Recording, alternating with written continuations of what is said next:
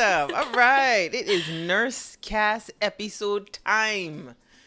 Yes. Okay, so we got Maggie here with us. Maggie is a nurse. Maggie is lovely. And today what we wanted to talk about was nurse burnout and how to, I guess, basically talk to nurses about understanding that you don't necessarily hate being a nurse as much as you hate what the profession has done to you.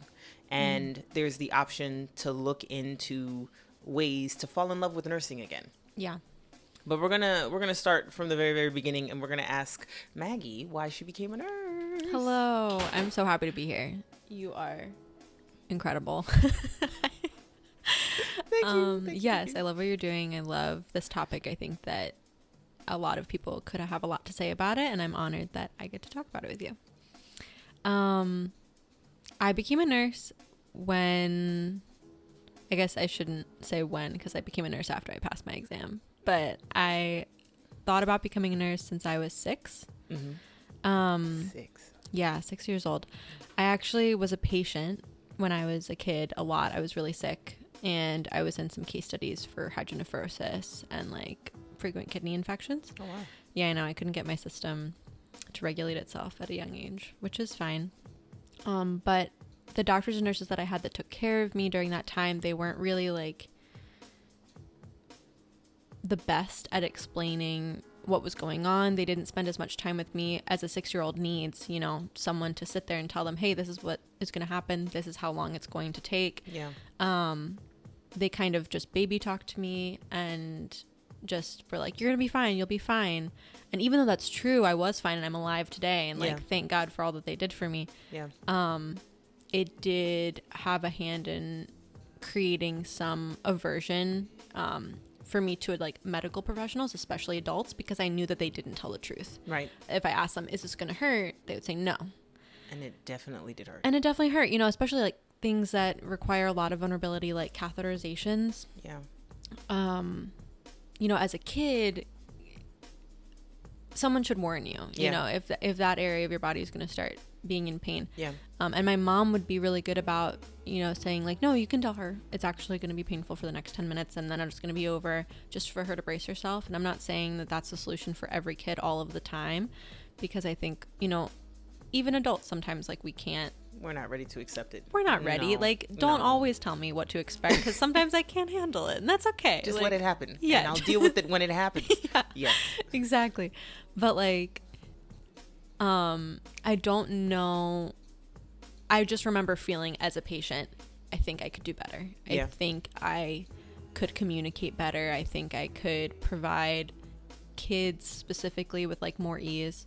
I didn't have those complex thoughts as a 6-year-old. Yeah. But, I feel that. But moving forward, I was like, okay. And then really liked anatomy and biology and people, and then combining all of those things, looking at the medical field. And I knew that nurses spend more time with patients than doctors. Yeah, and for sure. You know, I like people in general, I would say.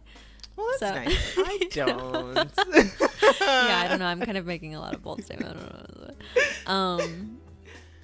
Yeah, at a time I liked people. So I respect that. Yeah. I completely respect that. I feel that. So the experience, the unfortunate experience that triggered you wanting to become a nurse, wanting to go into healthcare, was being a patient yourself.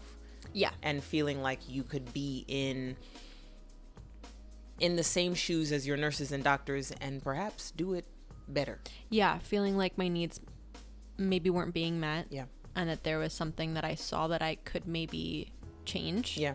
And wanting to be that change definitely like inspired me to step into that role. Okay, so then let me ask you this. You became a nurse and you've been a nurse.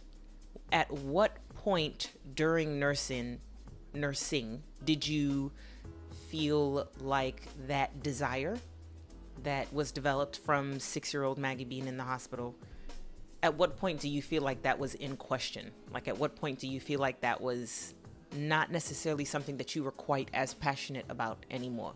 Okay, that's fair. I think after 2 years of nursing, I was in the surgical ICU.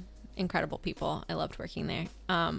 However, when I was working there about 2 years in, I realized that I no longer was demonizing those nurses and doctors that had taken care of me. I like totally understood why they were short with me, or why they didn't explain all of the procedures that were going to be uncomfortable, or explain what kind of hardships I would face that day as, you know, an inpatient, saying like, oh, this is actually why the test is delayed, or, you know, we don't have someone to take you to that scan or something, because I had been the messenger of bad news enough times for my own patients, things that were out of my control a lot of the time. And so I think that's when I started to feel like, you know, maybe I can't change, and those people that took care of me couldn't be a change because the system was kind of set up against us. Precisely. And that's kind of how I was started. About 2-year mark in, I started to feel like, maybe it's not nurses. Maybe it's not me. Yeah. Maybe it's not the system. Yeah. Nurses and doctors, literally. Maybe it's not the medical professionals that are taking care of me. Maybe it's the way that the system is set up. The system that's supposed to be taking care of me as a nurse, as a healthcare professional. And so I feel like a lot of nurses, that just brings me to the next point. A lot of nurses don't necessarily know how to say, it's not that I hate nursing. I hate what nursing has done to my passion for nursing. Yeah. I want to come to work and do that. I want to come to work and communicate with my patients, but I've learned now that if I communicate with them the way I feel that I should, the way that I feel they deserve, then it's going to put a wrench in everything else that I'm doing. Yeah.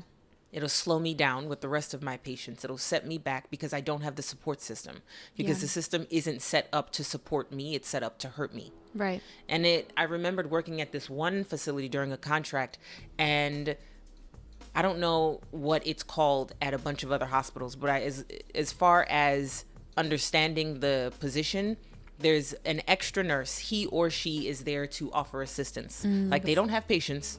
They're just there for you. They're the extra person. And at this facility, they had just decided to take that person away completely, remove them from the payroll. And everybody was so upset. Like, everybody was annoyed. Everybody had something to say. We were starting to lose people. It was making sense. Yeah, that's brutal. It is. It was making sense that there was such an influx of travel nurses now. Yeah, absolutely. Because, like, I would quit. And that's what I was used to. Like, if I was used to having, I've had that one time in California, and it was called lunch relief. Yeah. She was just a lunch relief nurse. Incredible. Lovely. You knew that you were going to get your breaks. You knew that you could go to the bathroom without fear of losing your patient's life. Yep. Like, that's incredible. You knew you could go to the bathroom not feeling bad that maybe your patient needs to go to the bathroom, and you're delaying the fact that they need to go too. So that you could take care of yourself. Yeah, so that you can do basic human needs. Yes. Right? Like that. You're not evil for wanting to go eat lunch. Exactly. You're not evil for needing to go to the bathroom. Yes, but now we're back to square one, because you keep taking away from the things that make me feel like I'm not evil for wanting these things. Yeah, and so they take it away because it's like, you know, cutting costs. Okay. But now you're spending all this extra money on travel nurses, and you're not investing back in your staff. Yep. Business decision wise, I just don't know how that makes sense. It doesn't. And I haven't, since I've been in staff nursing, since I've been even as a travel nurse, like I have not met one person that has made sense. Yeah. And it just seems like, not from an ethical standpoint, but just from a basic business decision, it feels like the smarter thing to do would be to say, you know what, let's invest in our staff members. Yeah. Let's hire a permanent lunch relief nurse if that's what's going to happen. You know, if that's what's going to make them stay, instead of having an outflux of 10 nurses that have been there for X amount of years. Several years. To be replaced with new grads and travel nurses, just the blind leading the blind. Precisely. And then the patients wonder why they don't feel safe in the hospital. That's it. You know? It's a domino effect. Yeah. And it does not make any sense. It doesn't matter how many different ways we try to puzzle this together, we try to approach it from this standpoint, it doesn't make any sense. And another thing that I wanted to talk about, like in us deciding that while we're working on the floor, while we're at work, and we need that relief nurse, we need that second charge, we need whatever it is they're called. Mm-hmm. We also, those nurses that have left, they decided, like, I love nursing. I'm at a point where I don't love it, or I don't feel like it's fulfilling anymore. I'm going somewhere else where I do feel fulfilled. Right. And 90% of the time, they don't go from floor nursing to floor nursing. Right. There's nurses that are PACU nurses, there's nurses that are, and I know that technically that's still bedside, but it is not, the demand is not as nearly as large as being on the floor and potentially getting way too many patients to care for at one time during a 12-hour shift. You're never going to have 8 patients in the PACU. You're never going to have, God forbid. I mean, and if you do, call help. Yes. You know, tell someone. This This ain't it. I wouldn't be surprised, like, if someone came up to me and they were like, yeah, I was flexed up to 8 people the other day in ICU or PACU. I'd be like, no, you weren't. No, you were like, not. Please, please. Cut it out. That couldn't have happened. And if it did, that's a lawsuit. Precisely. A patient comes out with the craniotomy and that was your 8th patient in the PACU? Yeah. Stop it. Yeah, please. This is a nightmare. Someone pinch me. Please. Wake me up. Have a seat. Please. So basically, the point that I'm trying to make is that there are certain areas of nursing where you can still be a nurse and love it. And that all that says is it's not you. It's the system. And that is the most important thing to understand, where you're at a point in nursing and you're like, I do not like this. I don't want to be here. I don't want to go. I don't want to be around these people. And it's not, for some people, I don't want to be a nurse anymore. Fine. Sure. That's fine. Yeah. For other people, they're struggling, and it leads to depression and it leads to questioning what the next step is going to be. Should I stick to this because it's guaranteed income? Yeah. And at that point, if that's the reason why you're doing it, then yes, you do need to reevaluate. Yeah, because nursing is not, you can do that for a job. That's fine. You can absolutely just have a job for the paycheck. I love that for you. Like, if that's what you want, please don't be a nurse, because it's way too hard. Like, nursing is never, it's not worth the paycheck. No. Even during COVID, when we were getting like crisis pay, we would still look at each other and say, like, what am I doing? Still not worth the paycheck. What am I doing even here? with crisis pay, even with everything, glad we were getting paid for the amount that we were dealing with. But at the same time, if that was the only reason that I was coming to work, that I was showing up every day, not worth it. No. And it's because nursing is too emotionally, mentally, and physically involved. It's you are devoted.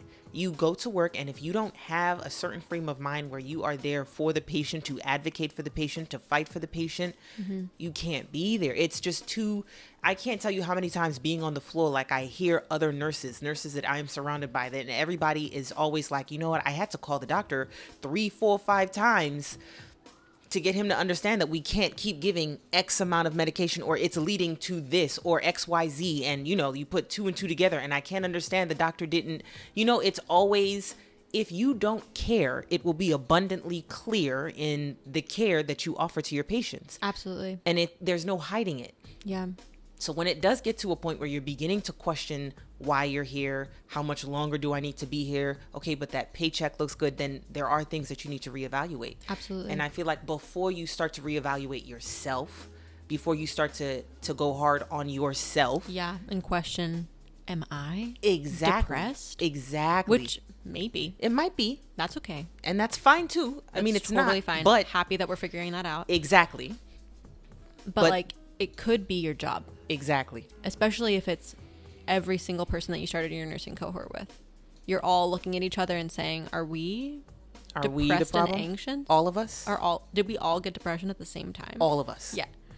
Or is it I think, I don't want to say, like, it's tricky because nursing is so lovely because it attracts a person that doesn't just want to work for a paycheck. Exactly. Typically, unless you're doing it, like, sometimes people do bedside for a couple years just to get to grad school, and that's totally fine. And then, but even then, people want to help people. Nursing students go in, they want to be different. Whether you've been a patient when you were a kid and you saw weird crap go down and now you want to be different or not, typically they're people who want to help. They want to go above and beyond. They want to do what's right. Right. They have pride in their work. Absolutely. Typically, those are the nurses that I've met and had the pleasure of working with. But when you have that consistent feeling where you're saving someone's life, that at the end of the day, and you go home and you still don't feel like you did anything, or you're passing out all of the medications, you're doing all of the turns right, but at the end of the day, you still didn't get to have a grieving conversation with a spouse that was grieving, and that's all you can think about. You know what I mean? Enough of those instances happen, and you become discouraged. You start to feel like that's not what I wanted. That's not who I thought my nursing self would be. Exactly. That's not who I am as a nurse, but that's who I was today. That's who my patients experienced. Or all I did today was pass out food and meds, or I missed a meal today. Like if you don't have a CNA and you're missing lunches with people and someone doesn't get to eat, and that patient's like, they didn't feed me, until 3 p.m. Wrecked. Like, you don't want to feel like a bad guy. You don't want to feel like an evil person. And if someone makes a mistake in another job, yes, money and time are lost, but you're not starving anyone. Nope. You're not making anyone hold their bladder. Nope. Like, the stakes are higher. And as a new grad fresh out of school, if you make those mistakes, and obviously you're allowed to make mistakes because that's how we learn and we're human. But when you make those mistakes, you feel so much worse. And you question yourself. Yeah, and when you feel cornered in a spot where you have to choose the lesser of two evils because you're being pulled left and right, it's, well, either this person waits for the bathroom or my patient falls down out of bed and breaks a hip. Making decisions that we were never meant to make exactly. as humans. Like, exactly. I'm not God. I shouldn't get to decide who does X, Y, and Z. Exactly. It's, you bringing up the fact that you have to choose between somebody's bladder bursting at the seams or somebody's hip being completely shattered. Yeah. Too many situations, like I remembered working with someone. He is a great guy, great nurse, and he was in another patient's room, very demanding patient. Sure. We don't have that. Which are hazards because they take... And it's not just hard to deal with them. They take time away from people when we need, especially when you're stretched thin. Yep. And then it makes it harder to care for them just because you're actually endangering the unit. Not only not that you would ever tell them that. Exactly. But it's being able to say that makes it easier for you to continue doing what you're doing. Like, ma'am, sir, what you're asking for is not necessary for your health. Yeah. And so it's okay for me to put your cup of ice on the back burner for my patient who just fractured their hip. Yeah. And it was this one guy that I was working with, and he was in another patient's room, demanding patient, and the staff, beautiful, doing their best to offer him help, as much help as they can with all of their nonsense going on. A patient gets up and falls and has like a gash in the side of their head from hitting, and he felt horrendous. Yeah. And he was blaming himself. Yeah. And in the grand scheme of things, it probably wasn't the smartest thing for anybody to say, no, it's not you, it's the system, it's the hospital, it's the fact that we don't have a relief nurse anymore. Yeah. We never have CNAs. We're expected to be in 10 different places at one time. Right. There's no way that this could have possibly been your fault. There's no way that we could have avoided this. Yeah. And it's sad that we have to have that conversation. Yeah, and you did your best. Like, I've heard that so many times, like, it's okay because we know that you did your best. I'm like, well, they still have a gash in their head. They still have a gash in their head. And I was their nurse. And I was their nurse. And that's the facts. That's absurd that I feel bad about that, despite the fact that it's not my fault. Right, because we're put in a situation at that point, from the people that we work for, to be in a position of, I don't have what I need to be the nurse that I planned, want, and can be. Exactly. Exactly. And that, as I've been a nurse for the past, since 2017 or whatever,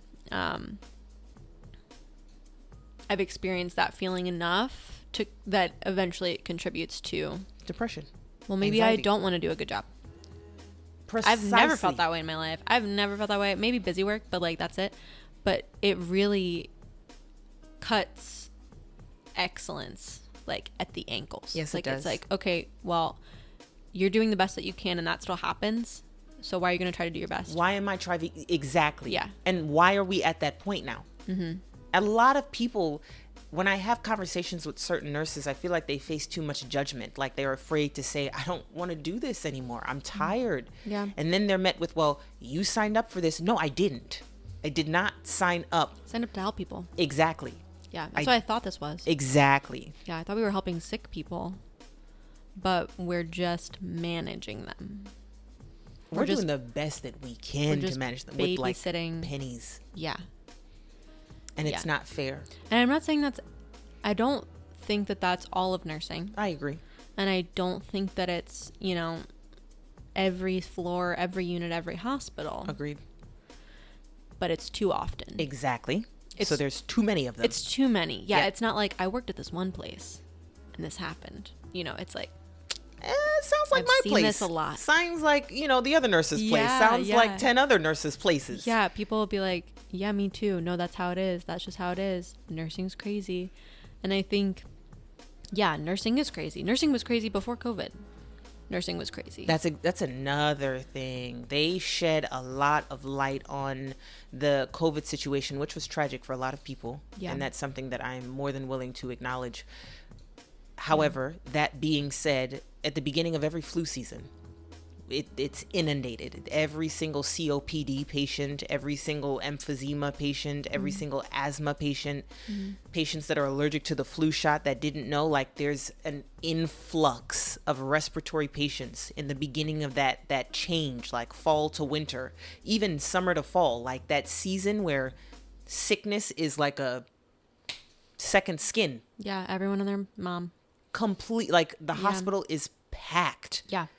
And we are overwhelmed. And it almost feels like if we say that, if we utter as much as, it's like Big Brother, like somebody will come shut you down the minute you start to shed light on the issues in nursing. Like you're on the floor, on the unit, and you're like, I don't want to take this extra patient. Like my other 2 patients literally can't breathe. Right. I cannot keep them on a and non-rebreather. I'm worried about them. Exactly. Like, because I've seen enough people suffocate to know I feel like one of them might code.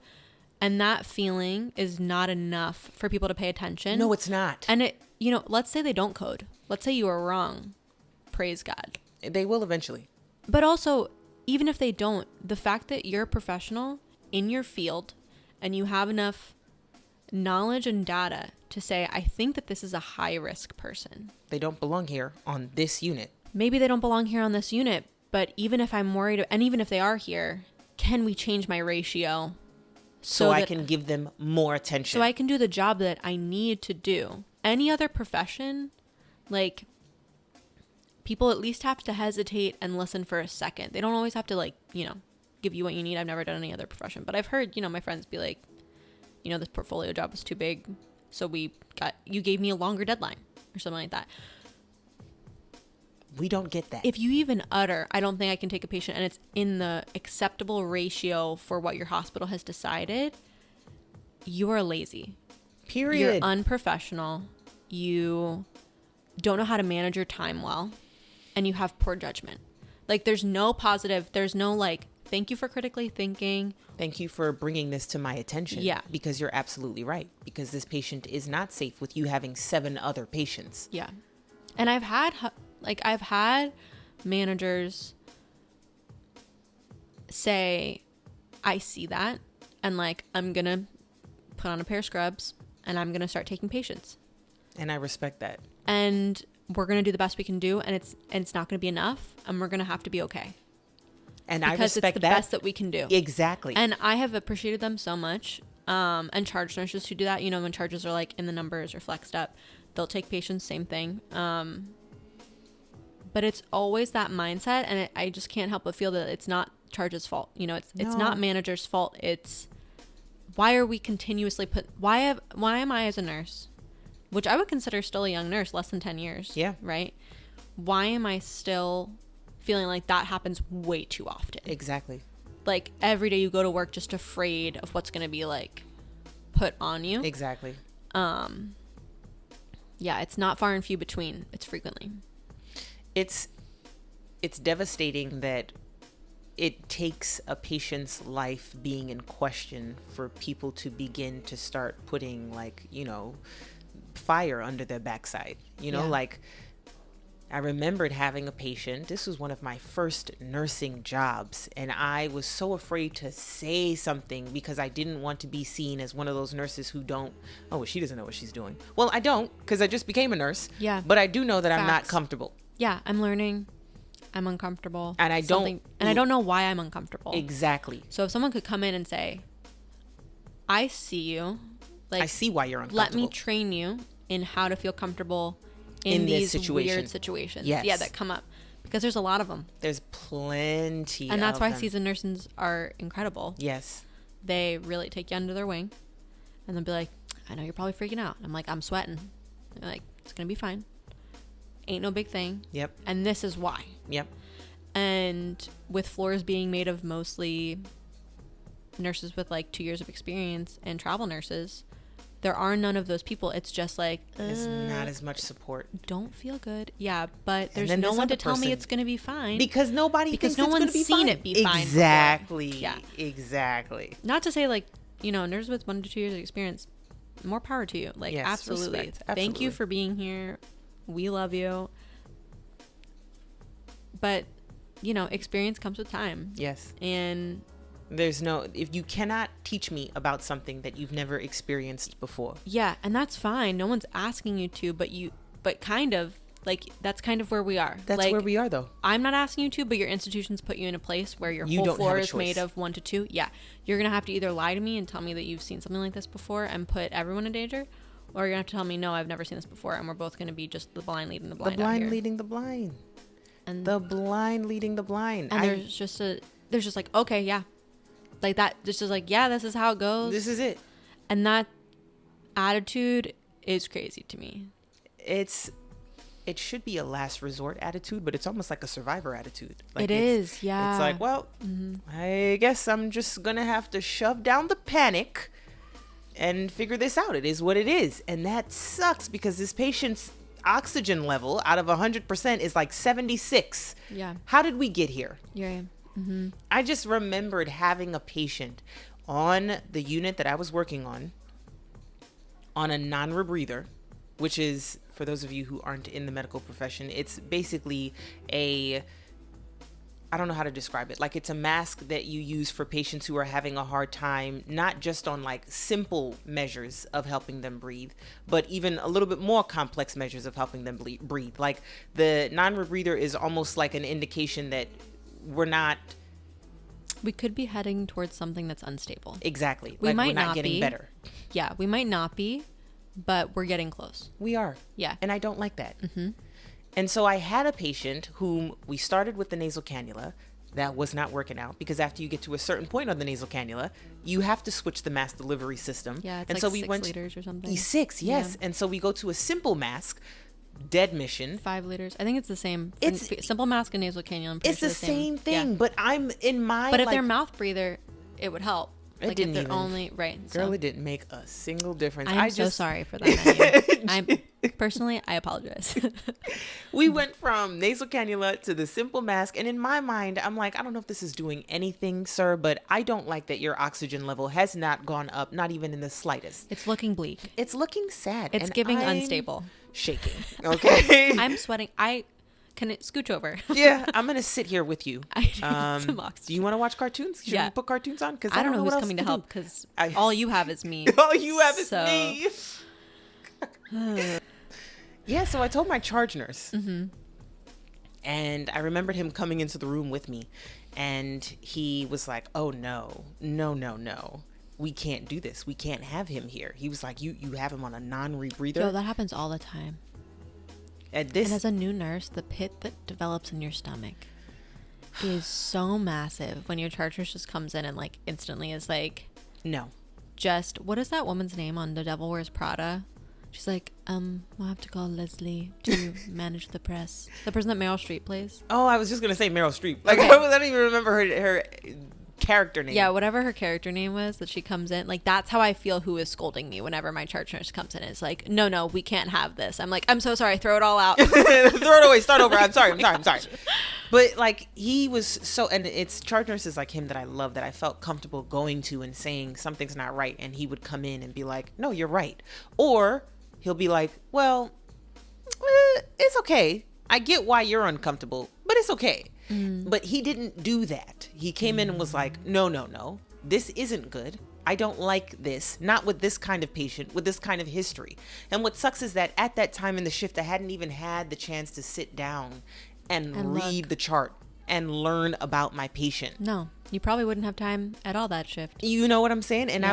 I was like, what do you mean their history? And in any other case, I felt like any other nurse would have been like, how do you not know your patient's history? But he understood. He's like, oh, honey, this patient has blah, da, da, da, da, da, da, da, of all these respiratory distress issues. This is not even his baseline. Right. He's doing better than his baseline right now. He should be trached. Yeah. You know? He shouldn't be here. Yeah. And that made me panic. And I was like, well, what do I need to do? And da, da, da, da, da. Do we need to call a rapid response? And I was panicking. Sure. I was, Understandably.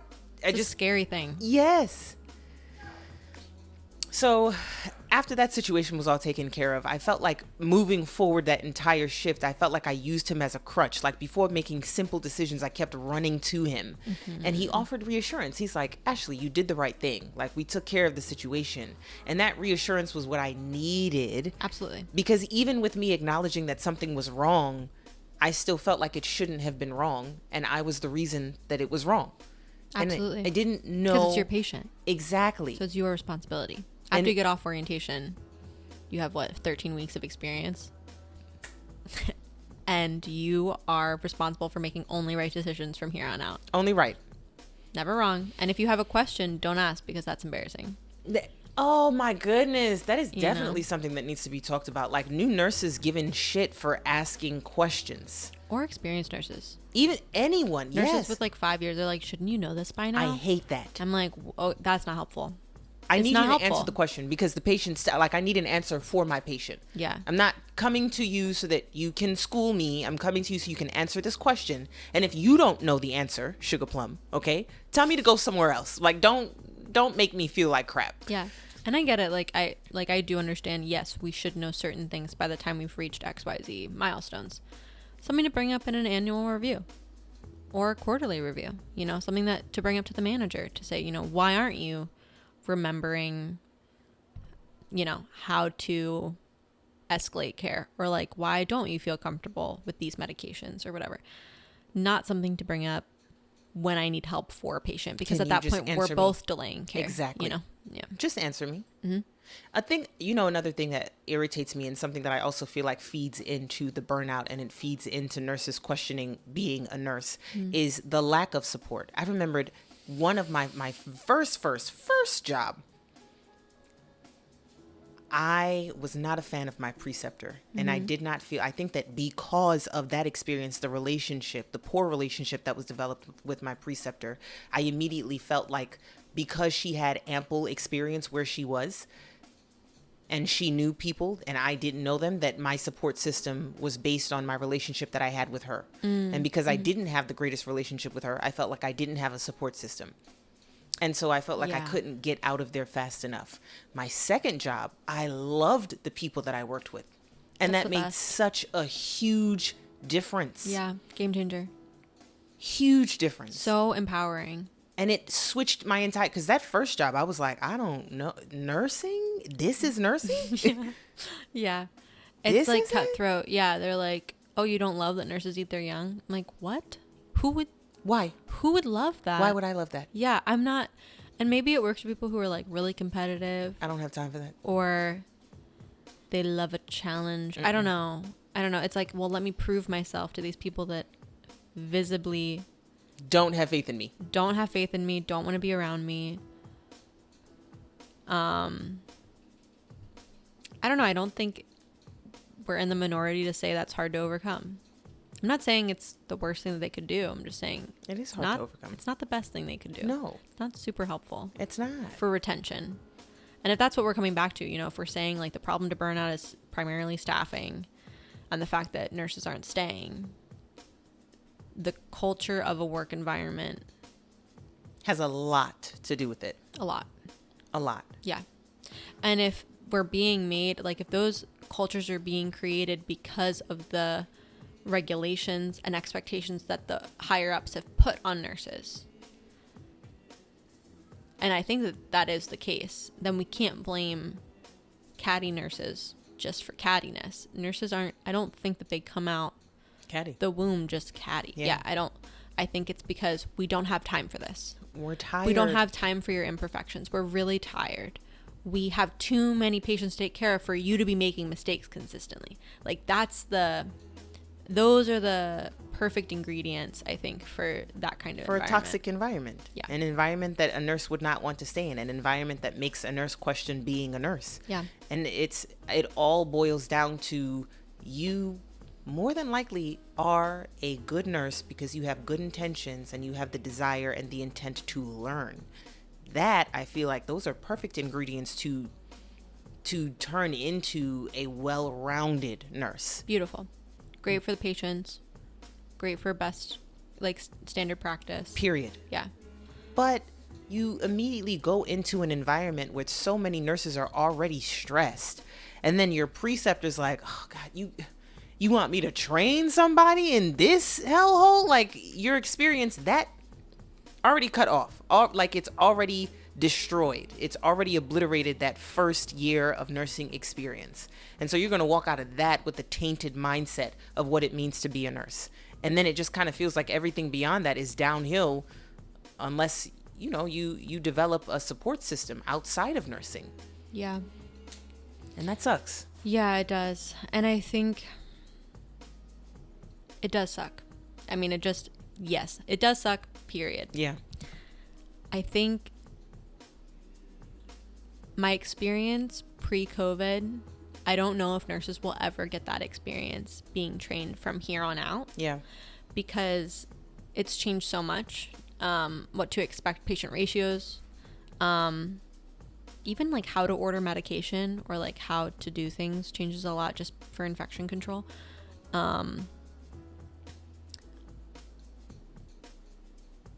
I think a lot of it is just a lack of knowledge now. Yeah. Like when I was trained by someone who'd been there for 5 years. Mm-hmm. I was trained by a lot of people. One of them had been there for 20 years. One of them had been there for 5 years. Another one had been nursing for for forever. And you learn from all these different people, but nurses are being trained now with, again, 1 to 2 years of experience, and they're just managing. The picture is very small. It's not, this is what it means to be a nurse, big picture. It's, This is what it means to be a nurse on our unit in this season. Right now.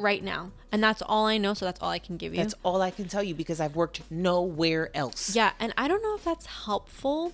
I'm sure that does help new nurses feel like it's a more manageable thing to do. Yeah. Because it's kind of easy to like be a nurse in a unit at a certain time and just fulfill a role. Yeah. But then when you start having those big life questions, year 1, year 2, of like, well, is nursing big N like something that I want to be a part of? Like, because maybe this isn't the floor that I want to be on. Yeah. Because I don't like oncology, or I don't like ICU. Yeah. I don't like the ER.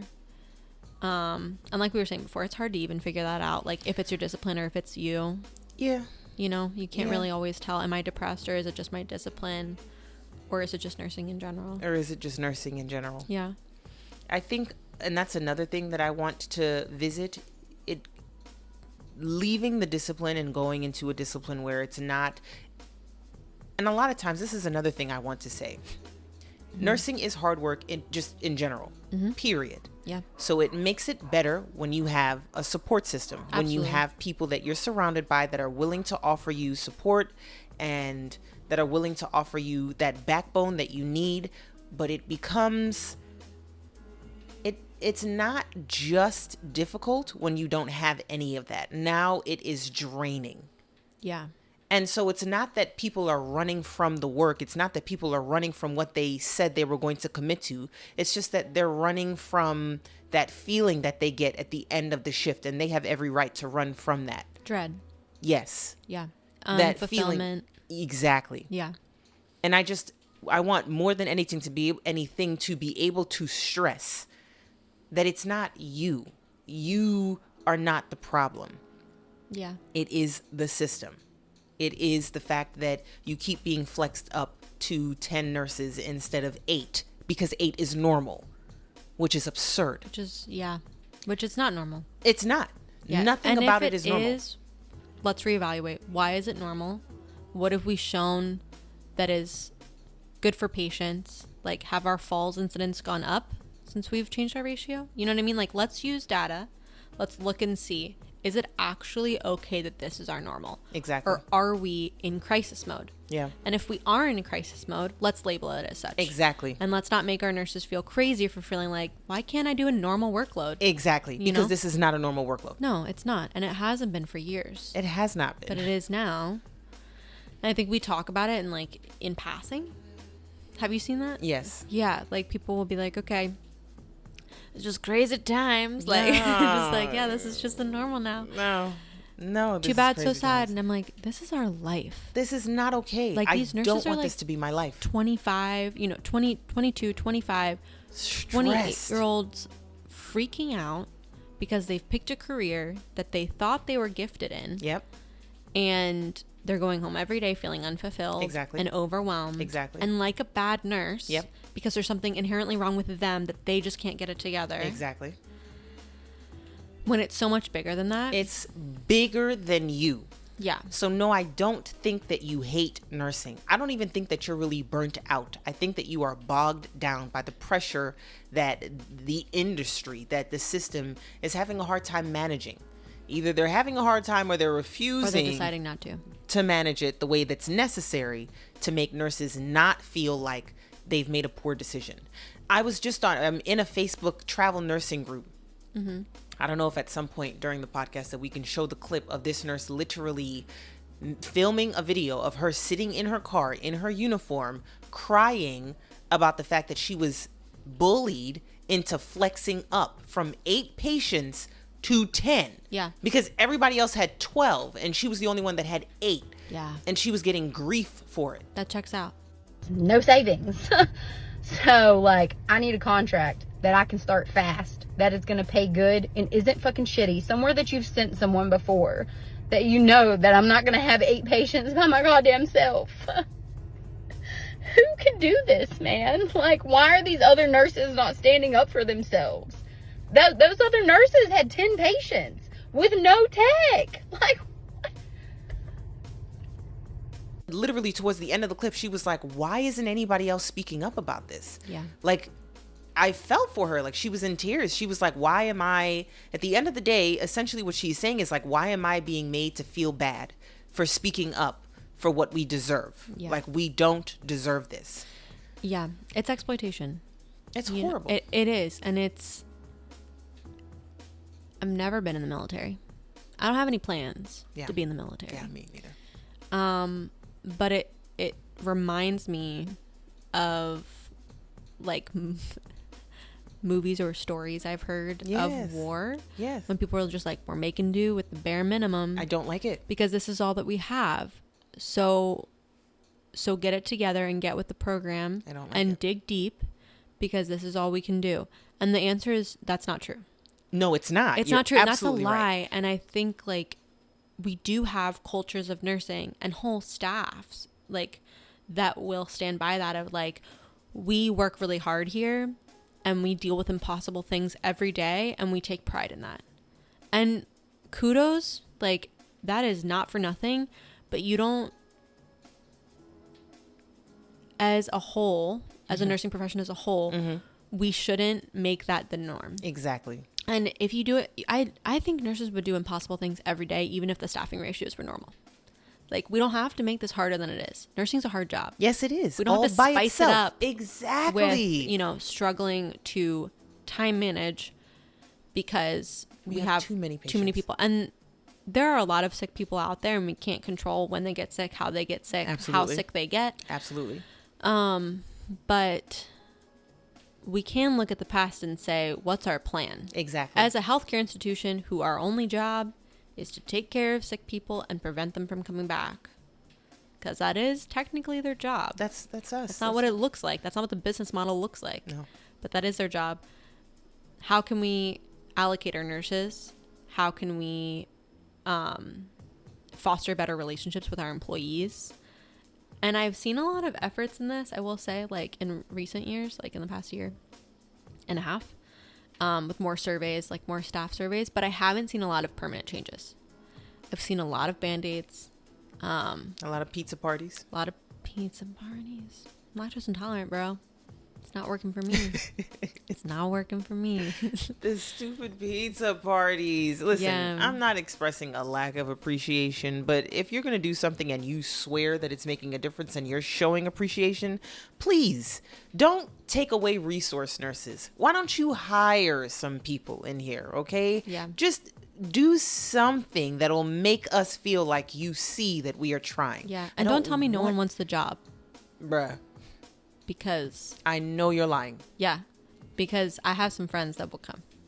Not only that, but new grad nurses have such a, like, I have a friend who graduated nursing school a couple of years ago, and she was taking these like odd end nursing jobs where you're not really using your brain. You're kind of just a body because the system requires an RN to be there. Totally. Yeah. I feel like I've done those. Oh, yeah. And I don't have a problem with them. But I understand new nurses having just paid a large amount of money and having gone through blood, sweat, and tears to become a nurse, not feeling fulfilled with those kinds of jobs and having a hard time finding a job in med-surg, telemetry, ER. And it's like, listen, you need the nurse. You need to invest in the resources to train the nurses. You need to do a mass influx of these nurses. And you need to do so, just incorporating the fact that some of them won't stay. So it needs to be like a massive influx so that you can factor in the ones that'll trickle out that will decide nursing is not for me. And that is fine. Yeah. Part of the process. I don't want pizza. Yeah. I want more nurses. Amen. I don't want a $5 gift card to a place that I have never purchased food before in my life. I know. And we don't need, we need the hospital system Yes. to care more or as much about self-care Exactly. and just care in general for their employees than we do, because really the hospital system has trained a lot of nurses to put themselves last. Exactly. And it's scary too, because nursing attracts people that already do that a lot of the time. Yeah. At least in professional ways. I'm not saying like they're the most selfless people you'll ever meet. But I would say that about a lot of my coworkers that I've met. They're really selfless. You kind of have to be when you're like, you can't, if you're at work and you're constantly thinking about yourself, and I know that this sounds kind of bad, but if you're at work and you're constantly thinking about like my bladder or my hungry stomach or my ankles or my feet being in pain, it sucks, but you're not gonna get anything done. These patients are not gonna get taken care of, and I think that's sad.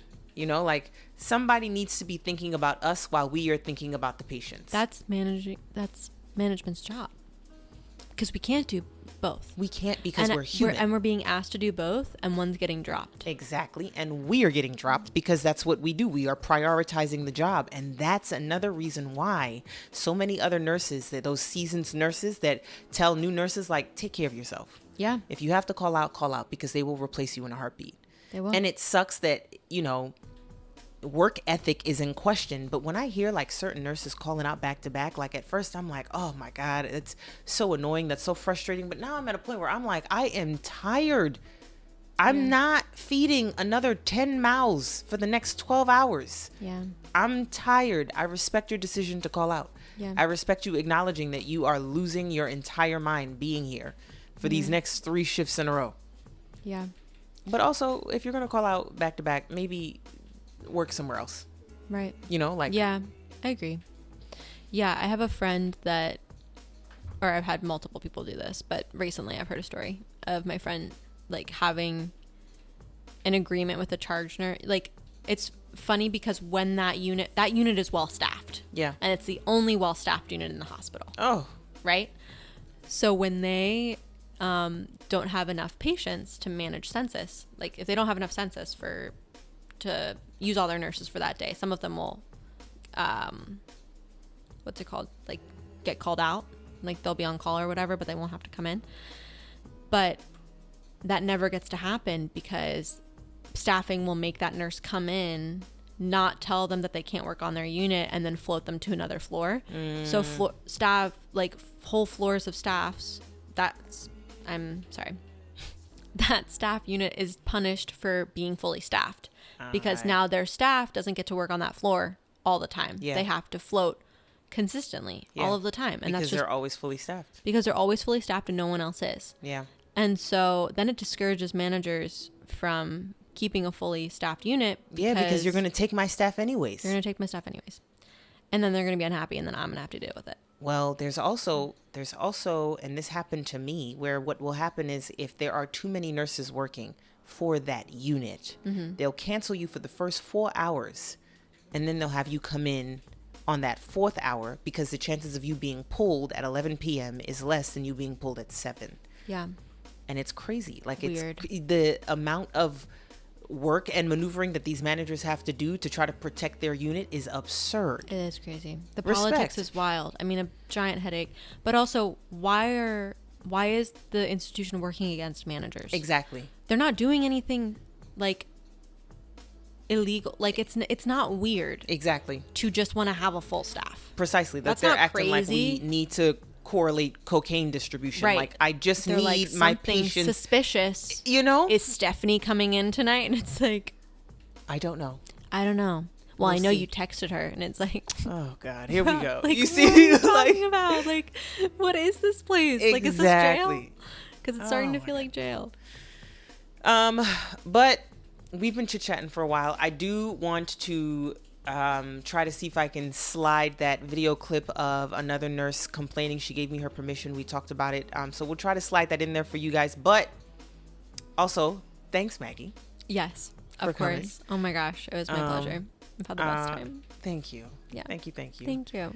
The next video, we are going to talk to somebody else who has devoted a solid portion of his life to helping nurses work through burnout and work through stressful environments and stressful situations. So stay tuned. Keep watching.